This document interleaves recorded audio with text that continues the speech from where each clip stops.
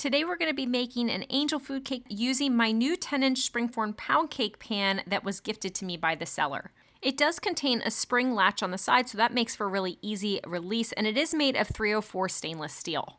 Now we are going to be putting this cake pan to the test because the difference between this cake and your typical angel food cake is that this is gluten-free.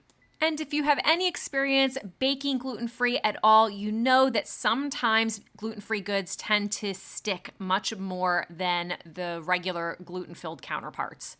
So we really want to make sure that this is going to actually be easy release. Now I filled the springform pan here, and we want to check and make sure that it's not leaking also because that's very important. And thankfully this pan does not leak at all. Another thing I'm really loving about this cake pan is actually the fact that you can throw it in the dishwasher so you're not having to hand wash it, but also that it's not an aluminum or coated pan, which we're trying to move a little bit away from. So I do prefer stainless steel if this works out. Now, once this was completely cooled, I then used a butter knife to just kind of release the sides, which is kind of important no matter whether it's gluten-free or not.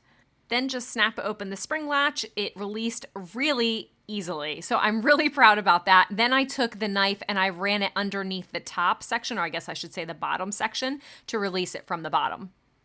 Now, of course, there is some residue on the sides and the bottom, but that's completely normal in this process when you're making an angel food cake.